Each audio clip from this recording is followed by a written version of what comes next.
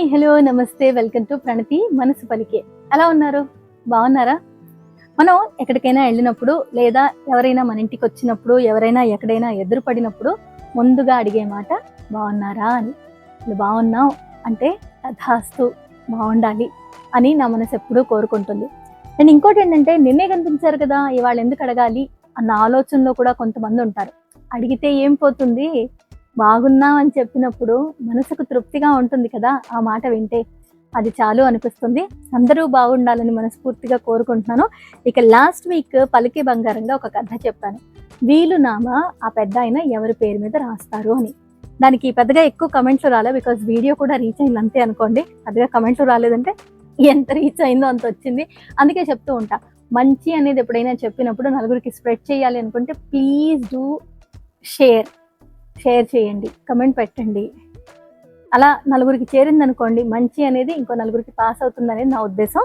సరే, రాజుగారు చెప్పిన కమెంట్ చదువుతాను. నేను స్టోరీ కంటిన్యూ చేస్తాను, బట్ కమెంట్ చదువుతాను. మేడం గారు, కథలో ఆయన వీలునామా రాయలేదు అని చెప్పారు. ఎదుటి వాళ్ళకి ఆ స్థాయిలో సహాయం చేసే వ్యక్తి తన ఆస్తికి వీలునామా రాయటం అనేది జరగకపోవచ్చు. ఆయన బ్రతికి ఉన్న ఆస్తికి వీలునామా రాసే వ్యక్తి మాత్రం కాదు. ఒకవేళ ఆయన వీలునామా రాస్తే ఆ ఊరి మంచి కోసం రాయొచ్చు, లేక రాయకపోవచ్చు. అంతేగాని కుటుంబ సభ్యులకి మాత్రం వీలునామా 100% రాయడు అనేది నా అభిప్రాయం అని రాజుగారు చెప్పారు. నందిని ఈ వీలునామా ఎవరికి రాసి ఉంటారో అన్న దానికి కమెంట్ పెట్టింది. అక్క, ఐ థింక్ వీలునామా తప్పకుండా రాసే ఉంటారు. బికాజ్ హీ నో దాన ధర్మాలు చేసుకుంటూ పోతే హీ విల్ లాస్ట్ ఎవ్రీథింగ్ అని.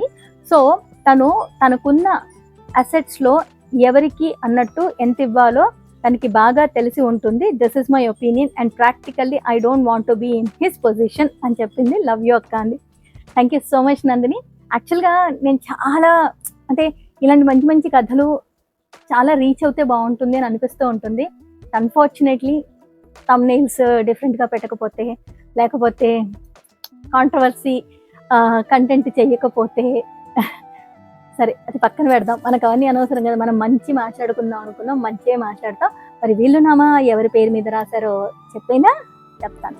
పలికే బంగారంగా ఈ కథ వినండి. ఫస్ట్ టైం నా వీడియో చూస్తూ ఉంటే పూర్తిగా వీడియో చూసి నా మాటలు, నేను చెప్పే కంటెంట్ మీకు నచ్చితే తప్పకుండా సబ్స్క్రైబ్ చేయండి.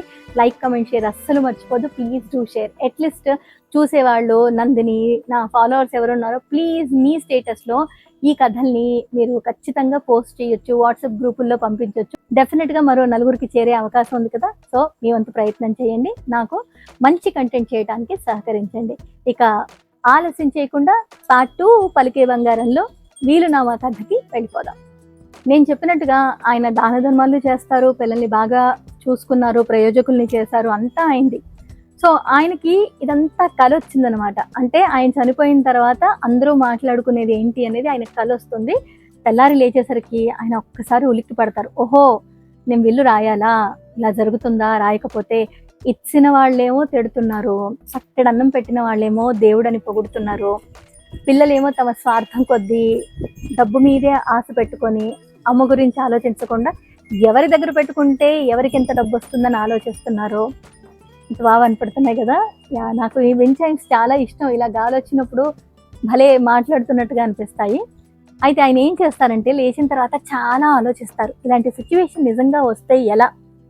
ఇక నందిని, నువ్వు చెప్పినట్టుగా దాన ధర్మాలు చేస్తే ఎంతున్నా తిని కూర్చుంటే కొండలైనా కరుగుతాయన్నమాట నిజం. అయితే ఆయన చాలా మందికి భోజనం పెట్టేవాళ్ళు, ఆకలి ఉన్న వాళ్ళకి చిన్న చిన్న అవసరాలు తీర్చేవాళ్ళు. కానీ ఆయన అపాత్ర దానమే ఎక్కువ చేస్తారు. ఎందుకంటే తన వాళ్ళు అనుకొని, స్నేహితులు అనుకొని ఎవరు అడిగితే వాళ్ళకి డబ్బులు ఇచ్చేసేసి 5 సార్లు ఇచ్చాక 6వ సారి ఇవ్వకపోతే తిట్టుకున్న వాళ్ళని ఆయన కల్లో చూశారు కదా. కానీ కొంచెమే ఇంత తిండి పెడితే ఆయన్ని దేవుడు అని పొగిడిన వాళ్ళని చూశారు. అప్పుడు ఆయనకు అర్థమైంది, ఎంత పెట్టినా ఎంతున్నా ఇంకా ఇవ్వనే చెయ్యంటుంది. కానీ అన్నదానాల్లోకి అన్నదానం గొప్పదంటారు కదా. ఎందుకంటే కడుపు నిండగానే ఇక చాలు, నువ్వు పెడతా ఒక ముద్ద తిను అన్నా కూడా ఇంక వద్దు నాకు చాలు అంటారు. కాబట్టి ఆయన ఆలోచించి వెళ్ళేలా రాశారంటే, ఇక తండ్రి ప్రేమ తప్పదు. పిల్లలు ఎలా ఉన్నా కూడా తల్లిదండ్రులకి వాళ్ళకి ఎంతో కొంత మేలు చేయాలని, వాళ్ళు బాగుండాలని కోరుకుంటారు. కాబట్టి పిల్లలిద్దరికీ 20% రాశారు. రాసి అందులో కూడా తల్లి బాధ్యత ఇద్దరూ సమానంగా పంచుకోవాలి, అలా ఉంటేనే తల్లి తృప్తిగా ఉంటేనే తల్లి చేతుల మీదుగానే ఆ డబ్బులు వస్తాయని చెప్పి రాశారు. 20%. ఇంకో 10% ఇలాంటి వాళ్ళు ఎవరైతే ఉన్నారో వాళ్ళకి ఆకలి దప్పులు తీర్చడానికి ఒక చిన్న ట్రస్ట్ ఏర్పాటు చేశారు. దానికి ఒక 10% ఇచ్చారు. ఇక మిగిలిన 50% తన భార్యకి ఇస్తారు. ఎందుకంటే ఎక్కడి నుంచో తనని నమ్మి వచ్చి తన పిల్లలు, ఇల్లు, వాకిలి అంతా చూసుకొని చదువు సంధ్య లేకపోయినా పిల్లల్ని ప్రయోజకులు అవ్వడానికి తన వంతు బాధ్యతగా తను చేసిన అన్నీ గుర్తు తెచ్చుకొని 50% రాస్తారు. ఆ 50% తనకి నచ్చినట్టుగా చేసుకోవచ్చు. అయితే తదనంతరం అంటే ఆవిడ కూడా కాలం చేసిన తర్వాత ఆ డబ్బులు మళ్ళీ ఈ 10% ఏదైతే ట్రస్ట్ ఉందో ఆ ట్రస్ట్కే వెళ్ళి మిగిలిన ఈ 60% దాన ధర్మాలకే వెళ్ళాలని ఆయన రాస్తారనమాట. కొడుకులకు కోపం వస్తుంది, ఎందుకు రాదు, వస్తుంది. కానీ ఆయన మంచి పనులే చేయాలని డిసైడ్ అయ్యారు. చిన్న చిన్న పనులు చేస్తేనే అంత గొప్పగా మెచ్చుకున్న వాళ్ళు నిజంగా ఆయన లేనప్పుడు ఆయన చేసే మంచికి ఇంకెంత పుణ్యం వస్తుంది అని అనిపించింది. ఇంకో విషయం ఏంటంటే, నిజం చెప్పాలంటే ఆ పుణ్యం అంతా తన కొడుకులకే వస్తుంది. ఆ కొడుకులు ఆల్రెడీ ప్రయోజకులు అయ్యారు, మంచి ఉద్యోగం ఉంది, బోల్డంత సంపాదన ఉంది. కానీ ఇంకా డబ్బు మీద పిచ్చి, ఇంకా కావాలనేది. ఇంకేం చేస్తారు, ఏం చెప్పలేరు కదా. సో అది వీలునామా కథ. 20-20 ఇక్కడ 50 అక్కడ 10. ఈ 50 కూడా తర్వాత అక్కడికే చేరుతుంది. అంటే చాలా మందికి ఉపయోగపడేలా వెళ్తుంది. ఇక ఈ 20-20 వీళ్ళు కూడా పెట్టుకుంటూనే ఉంటారు. ఎందుకంటే వాళ్ళని ప్రయోజకులు చేశారు, వాళ్ళకి బోల్డ్ డబ్బు ఉంది. ఆయన మాత్రం కాలం చేయలేదు. ఆయన ఆరోగ్యంగా ఉన్నారు. ఎప్పటిదాకా ఉంటారు, ఏం చేస్తారనేది మన ఊహకే మనం వదిలేయాలి. కానీ ఇదే సిచ్యువేషన్ మనకు ఎదురైతే మనం ఏం చేయాలన్నది మాత్రం ఖచ్చితంగా మనం ఆలోచించి పెట్టుకోవాలి. అది మాత్రం అందరికీ చెప్పే మాట. పలికే బంగారం కథ నచ్చితే లైక్, కమెంట్, షేర్, నలుగురికి షేర్ చేయడం మర్చిపోవద్దు. మళ్ళీ వచ్చే వారం ఇంకోటి అన్నిటికంటే ముఖ్యంగా చెప్పాలనుకున్నది ఏంటంటే, అపాత్ర దానం ఎవరికైతే వెళ్ళకూడదో, ఎవరికైతే చేసిన ప్రయోజనం లేదో, ఎంత చేసినా తృప్తి లేదో, చేసిన తర్వాత ఒకసారి చేయకపోయినా మాటలు అంటారో, అలాంటి వాళ్ళకి మనం డబ్బులు ఇచ్చి మన ప్రేమ పంచి ఏం చేసినా ఇంకా కావాలి, ఇంకా కావాలనే ఉంటుంది. కాబట్టి అలాంటి పరిస్థితే మనకు వస్తే మనం ఏం చేయాలి, ఎలా ఆలోచించాలనేది మాత్రం మనం ఆలోచించి పెట్టుకోవాలి. అది ఇవాళ కథ. మళ్ళీ కలుస్తాను మరో మంచి కథతో, పలికే బంగారంతో. సరే, మీరందరూ బాగుండాలి, అందులో నేను ఉండాలని ఎప్పట్లాగే కోరుకుంటున్నాను.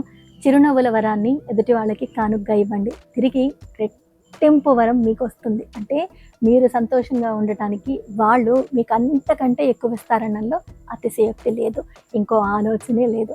కాబట్టి మీరు నవ్వుతూ నలుగురిని నవ్విస్తూ ముందుకు పోండి. మంచి పనులు చేయడానికి కారణం అవ్వండి. మరో నలుగురికి సహాయపడండి. మళ్ళీ నెక్స్ట్ వీక్ కలుస్తాను. మరి ఎప్పుడు కొండనా ప్రేమతో మీ ప్రణతి.